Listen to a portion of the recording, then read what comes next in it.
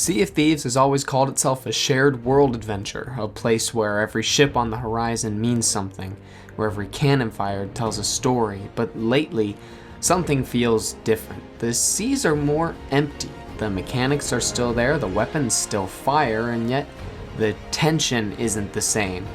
The encounters don't hit the way they used to when they even happen, so what changed? Because this isn't about players getting worse, and it's not about PvP being too hard or too sweaty. It's something a little deeper than that, and if we don't identify it correctly, we'll keep trying to fix the wrong problem. Today's video will be the second part in a new series I started last week, where I asked all of you about what is happening in the Sea of Thieves, and using your guys' feedback, I've been breaking down each of the biggest issues facing the game right now and providing the best possible ways I think we can fix them. Earlier this week, we talked about the failure of the seasonal model and how that affected Season 19, so if you guys want your feedback to be part of these videos, subscribe so you don't miss any more of this content, and leave your thoughts in the comments section below. Now let's get into the video. So in preparation for today's video, I decided I might as well hop into some Hourglass battles to really get a feel of what the scene's looking like right now, and oh, let me tell you, it was definitely a rough experience. I was pretty rusty. I actually won most of my matches, but to be honest, I wasn't getting much enjoyment out of them. Until, on one of my sessions, I stopped to grab some supplies from a local outpost when all of a sudden, a non-Hourglass sloop pulled up out of nowhere and started firing at me. I immediately rushed to my ship to defend my supplies, and truth be told, had so much more fun than I did in any of the Hourglass matches. But why was it so much more enjoyable? Clearly these guys didn't have any loot, sinking them wouldn't do much for me. So what is it about this story that reflects the state of PvP right now? Well, if we look at what you guys told me, I think I've kind of figured it out. Sea of Thieves is and always has been a sandbox game, and the beauty of a sandbox is that you have agency. You can choose what you want to do, where to go, and how to interact with others. When Sea of Thieves chose to abandon the arena, which I made a whole video on, by the way, you should check it out, they were committing to player agency. They wanted to funnel all of their resources into making the sandbox the game's primary feature, because the sandbox held a powerful tool that nothing else did. It had endless choices. That's why the early game worked so well, and that power was used to its fullest extent with the addition of the Fort of the Damned, a player-activated world event that you could choose to do whenever you wanted. And with that came a whole slew of choices. You could choose to activate it, you could choose to contest it, you could choose to try and steal it, you could choose to ally yourself with others, or you could choose to avoid it altogether. Placing all of these choices and so many more in front of players causes real tension. How you go about these situations can be crucial to the success or failure of your session. And that's what made the world event so successful, was the tension. The feeling of joy when you made it out with all the loot, that, you made the right choices. Since then though, the modern design has shifted. Now, the game has attempted to make certain PvP funnels on high demand engagement and on demand combat. We moved on from an organic PvP system to an artificial PvP system. Now, when talking about organic versus artificial PvP, most of you guys have pointed out three different things.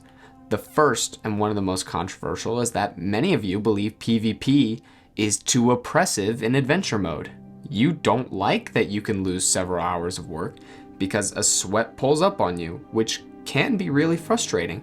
Whereas the second point is that PvP is being neutered in adventure and has killed social interaction.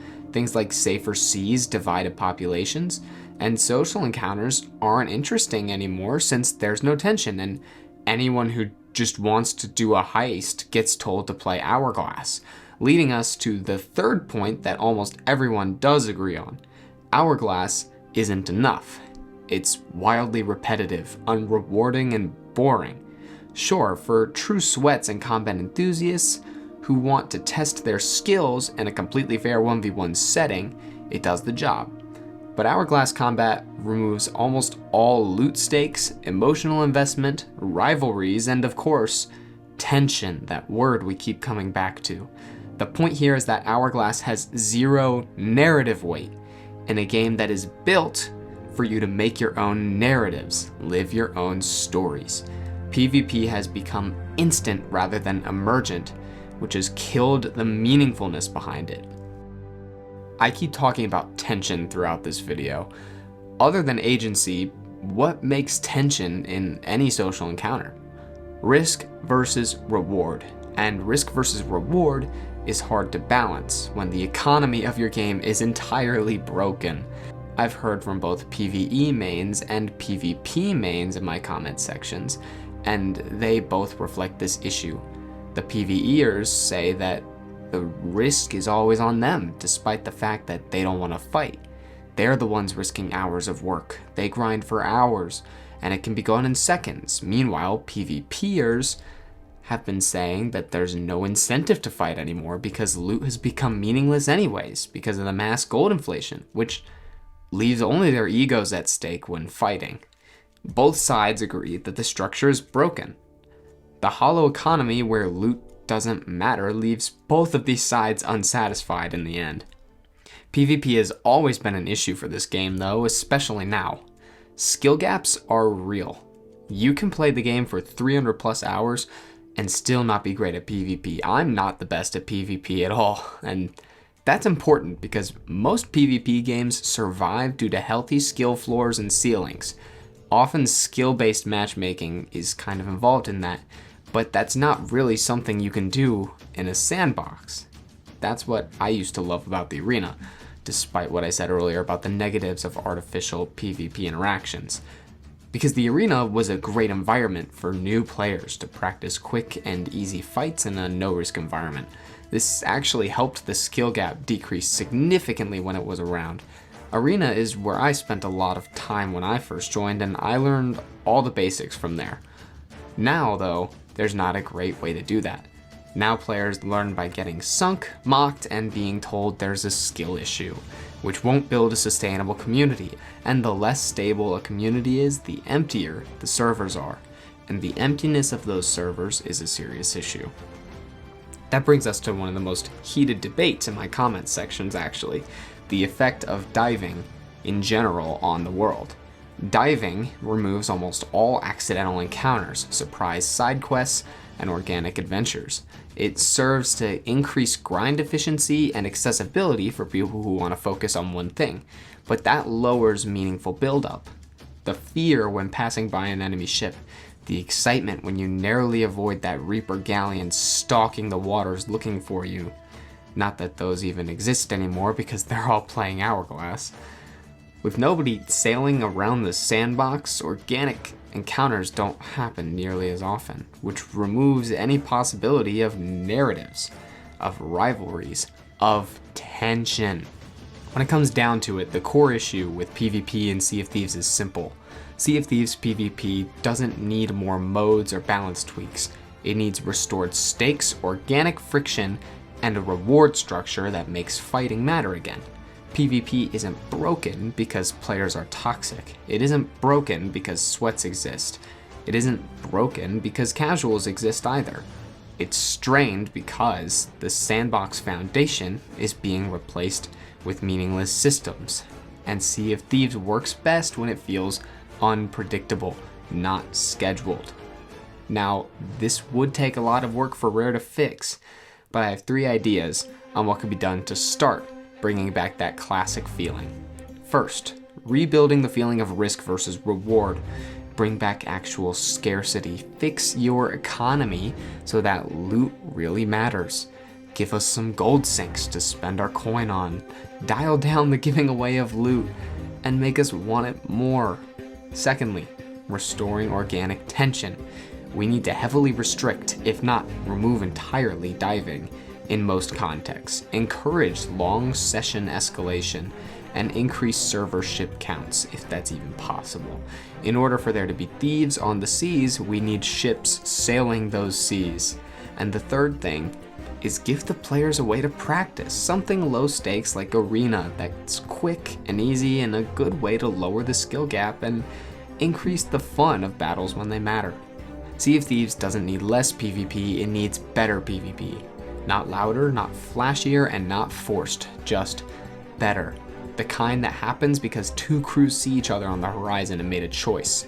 The kind that builds over an hour of tension before the first cannon fires. The kind that led me to see this lootless sloop ambushing me and decide to stand my ground and defend my supplies. The kind where victory feels earned and defeat feels like a story you'll laugh about next week. The magic was never about matchmaking cues or glowing map markers. It was about risk, agency, and a living world that didn't tell you how to play. If Rare wants to fix PvP, they don't need to reinvent combat. They need to protect the sandbox that made it matter in the first place. Because when PvP is organic, it creates legends. And when it's manufactured, it creates lobbies. And Sea of Thieves was never meant to be a lobby. Hey everyone, thank you so much for watching today's video. If you liked it, you should hit that subscribe button and turn on those notifications so that you don't miss another upload. Let me know in the comments what you think of PvP and let me know what issues you want me to talk about next. I'm really enjoying this series and using your guys' feedback to do it has made it so worthwhile. Thank you all again for the support recently. You guys are so great and every one of you who's joined us have made me feel so great about what I do. I hope you all have a wonderful rest of your days and I look forward to seeing you all on the seas.